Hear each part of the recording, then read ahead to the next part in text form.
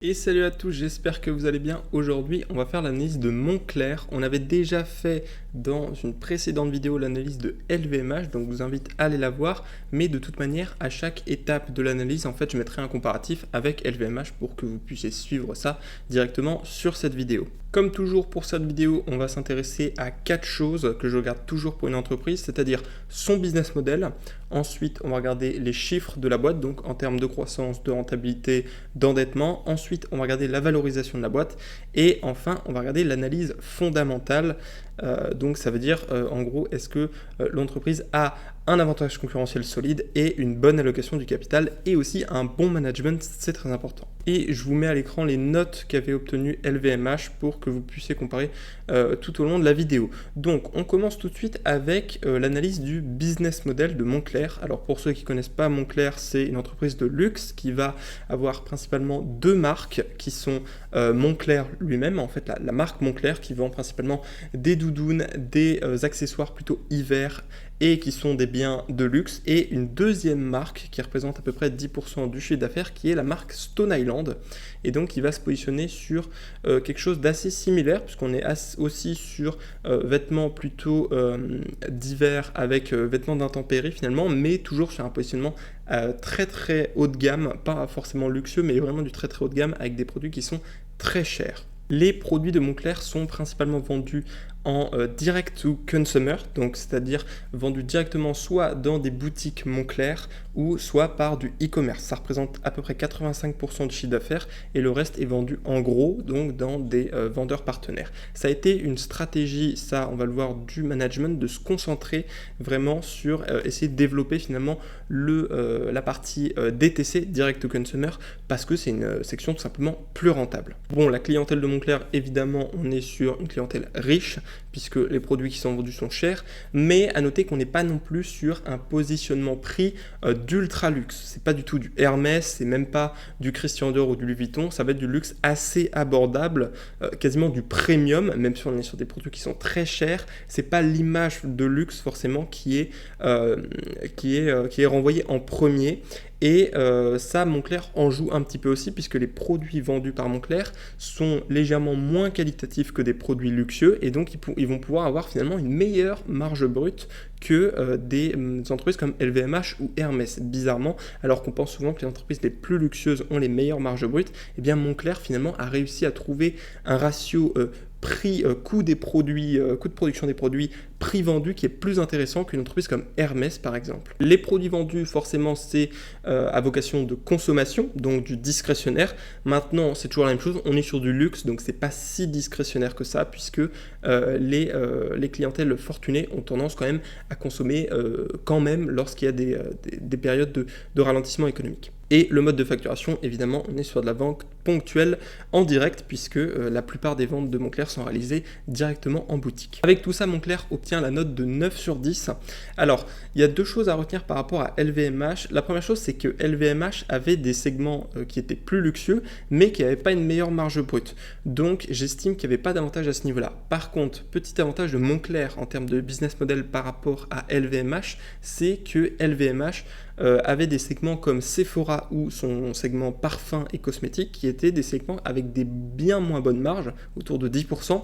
Donc là, on était plus sur un modèle ultra qualitatif, tandis que Moncler se concentre vraiment que sur des segments très rentables et très qualitatifs. Le petit avantage par contre pour LVMH, ça c'est sûr, c'est qu'il y avait une diversification beaucoup plus importante que Moncler, puisque Moncler il n'y a que 2 marques, tandis que chez LVMH, il y avait des dizaines de marques et même différents segments, hein, du vin au spiritueux au mode et maroquinerie en passant par les montres et bijoux, donc il y avait une diversification plus grande. Alors ensuite, en termes d'analyse quantitative, donc rentabilité et croissance, c'est toujours les 2 choses que je regarde, Moncler, vous allez voir, est mieux que LVMH. Je l'ai déjà dit, la marge brute est meilleure chez Moncler que chez LVMH ou même chez Hermès, puisqu'on est à 78% de marge brute et c'est stable, hein, ça n'a pas augmenté ou baissé sur les dernières années. C'est assez énorme. Honnêtement, il faut se rendre compte pour un business model de biens, puisque même si ce sont des biens de luxe, bah, ça reste des biens. 78% de marge brute, c'est vraiment énorme et ça montre qu'il y a une rentabilité qui est assez folle. Ensuite, si on regarde en termes de free cash flow, on va être à 26% de marge et la moyenne sur 10 ans, c'est 22%. Et si on regarde plutôt en termes d'operating profit, on est à 30% de marge avec une moyenne sur 10 ans de 29%.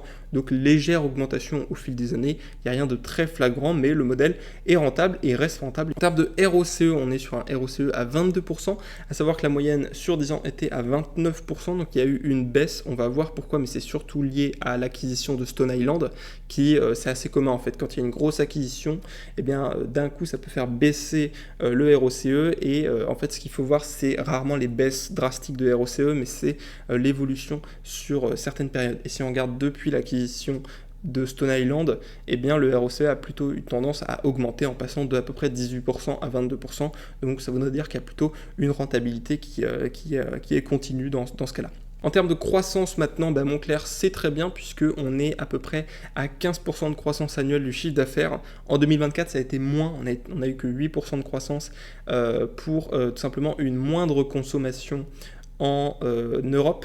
En Chine, ça a bien consommé, mais contrairement à LVMH qui a eu une grosse perte en Chine, eh bien chez Moncler, ça a quand même consommé en Chine, on a une très bonne croissance. Par contre, en Europe et aux États-Unis, ça a été un peu moins le cas.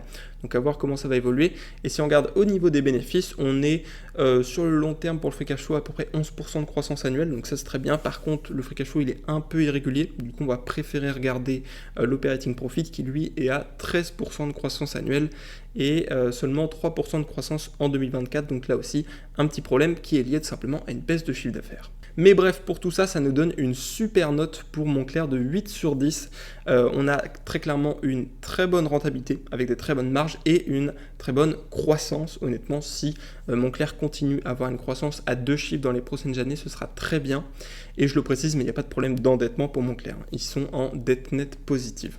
On enchaîne avec la valorisation. À l'heure où j'enregistre, Moncler est à 50 €, donc basez-vous là-dessus. J'ai pris toujours 3 métriques, le free cash flow, l'EBITDA et le bénéfice brut, pour garder un petit peu la valorisation. Actuellement, en termes de enterprise value to free cash flow, on est à 16,5, la moyenne sur 3 ans est à 21, donc on est en dessous. En termes d'EBITDA, on est à 10,6, la moyenne 3 ans est à 12,7, donc on est en dessous. Et en termes de bénéfice brut, c'est pareil, 5,4. Contre 6,6. Donc on est clairement en dessous des valorisations historiques. Maintenant, si on fait un DCF plutôt conservateur sur 10 ans, j'ai pris les estimations de 17 au bout de 10 ans pour le ratio de valorisation, ce qui est plutôt actuel en fait, hein, ça n'a pas bougé. Et en termes de croissance, j'ai pris 7% de croissance annuelle. C'est plutôt conservateur, pas hyper conservateur, mais conservateur plutôt, et le prix juste sur lequel je tombe, c'est 51 €, donc 1% au-dessus du prix actuel. En gros, on est au même niveau, c'est-à-dire que selon ces hypothèses de croissance-là, hein, qui pour moi sont voilà, pas non plus hyper conservatrices, mais un petit peu quand même, on n'est pas sur quelque chose de très optimiste, eh bien on arrive à un prix actuel, et ça voudrait dire, je précise, que avec ces critères de croissance là, on aurait une performance de 13% par an. Parce que ça, c'est le critère général que je mets toujours, c'est 13% de performance de l'action par an. Et donc voilà ce qu'il faudrait pour que ça ait lieu, ce qui est largement probable. Donc ça veut dire que Moncler ne serait pas du tout survalorisé actuellement, elle n'est pas non plus sous-valorisée, plutôt sur quelque chose d'assez justement valorisé. Mais rien à dire là-dessus. Et Morningstar, elle met une fair value à 47,5. Donc plutôt justement valorisé, pareil, pas de sous-valorisation. Je précise quand même que Morningstar, je trouve, est un peu dur avec Moncler, alors que à l'habitude de ne pas l'être, puisque Morningstar a tendance à surévaluer toujours un petit peu les entreprises, mais il faut comprendre que Morningstar n'a pas réévalué la note, enfin la fair value de Moncler depuis 2023 ou 2022, quoi. Donc ça fait très très longtemps qu'elle ne l'a pas réévalué. Je pense que si elle réévaluait vraiment en profondeur, elle mettrait une note un peu plus élevée, parce que le business model est quand même un peu plus qualitatif qu'en 2022. Donc à mon avis, vous pouvez plus parier sur une fair value autour de 55 pour Moncler, d'après Morningstar. Mais bref, avec tout ça, à 50 €, on est sur un prix qui est plutôt justement valorisé et qui pourrait permettre donc de faire une performance d'à peu près 13% par an, ce qui serait déjà très bien.